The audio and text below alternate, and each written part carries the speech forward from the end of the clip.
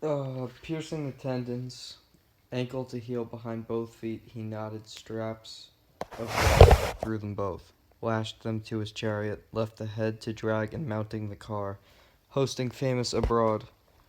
He whipped his team to a run, and Beardneck on they flew, holding nothing back.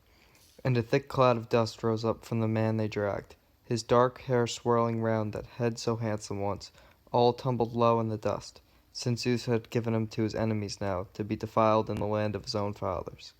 So his whole head was dragged down in the dust, and now his mother began to tear her hair. Um, she flung her shining veil to the ground and raised a high, shattering scream. Looking down at her son, pitifully his loving father groaned round the king. His people cried with grief and wailing to seize the city, for all the world is of Troy, which were torched and smoldering down from the looming burrows of the citadel to her roots. Priam's people could hardly hold the man back, frantic, mad to go rushing out the darting gates. He begged them all, groveling in the filth, crying out to them, calling each man by name. Let's go, my friends, much as you care for me. Let me hurry out the city, make my way, all my own, to Aegea's waiting ships. I must implore that terrible, violent man. Perhaps, who knows, he may respect my age, may pity an old man. He is a father, too, as old as I am. Peleus sired him once. Peleus reared him to be the scourge of Troy, but most of all, to me he made my life a hell. So many sons slaughtered, just coming into bloom, but grieving for all the rest. One breaks my heart. The most in stabbing grief for him will take down my death. My Hector, would to be God had perished in my arms.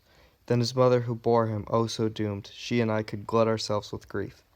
So the voice of the king rang out in tears. The citizens waved in answer, and noble Hecuba led the wives of Troy in a throbbing chant of sorrow. O my child, my desolation, how can I go on living? What agonies must I suffer now? You are dead and gone. You were my pride throughout the city night and day, a blessing to us all. All the men and women of Troy throughout the city, they saluted you like a god. You were their greatest glory when you lived. Now death and fate have seized you, dragged you down. Her voice rang out in tears, but the wife of Hector had not heard a thing. No messenger brought the truth of her now husband made his stand outside the gates. She was weaving at her loom deep in the high halls, working flowered braiding into dark red folding rope. And she called her well-kempt women through the house to set a 3 large-legged cauldron over the fire so Hector could have his steaming hot bath when he came home from battle. Poor woman, she never dreamed how far he was from bathing, struck down at Achilles' hands by blazing-eyed Athena. But she heard the groans of wails of grief from the rampart now, and her body shook. Her shuttle dropped to the ground. She called out to her lovely waiting women, "Quickly, 2 of you follow me. I must see what's happened." That cry, that was Hector's honored mother, I heard. My heart's pounding, leaping in my throat, the knees beneath me paralyzed. Oh, I know it. Something's terrible coming down on Priam's children. Pray God the news will never reach my ears. Yes, but I dread it so. What if great Achilles has cut my Hector down off from the city?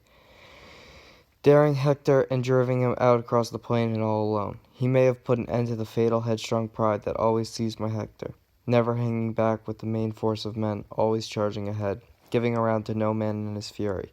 So she cried, dashing out the royal, um, so she cried, dashing out like a mad woman, her heart racing hard, her women close behind her. But once she reached the tower where soldiers massed, she stopped on the rampart, looked down, and saw it all dragged before the city, stallions galloping, dragging Hector back to Aegea's beaked-in warships.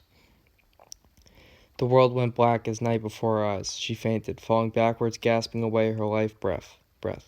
She flung to the winds her glittering headdress, the cap and the coronet, braided band and veil, all the regalia golden Aphrodite gave her once. The day Hector's helmet aflash in the sunlight led her home to Troy from her father's house, with countless wedding gifts to win her heart.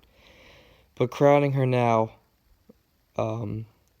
where wives supported her in the mist, and she terrified, stunned to the point of death, struggling to breathe now and coming back to life, burst out in grief among the Trojan women. "O Hector, I am destroyed, both born to the same fate after all. You, the Troy, the king of Priam. I am at Thebes under the timberline of Poikos Dician's house. He raised me as a child. That man of doom, his daughter just as doomed, would to God he'd never fathered me."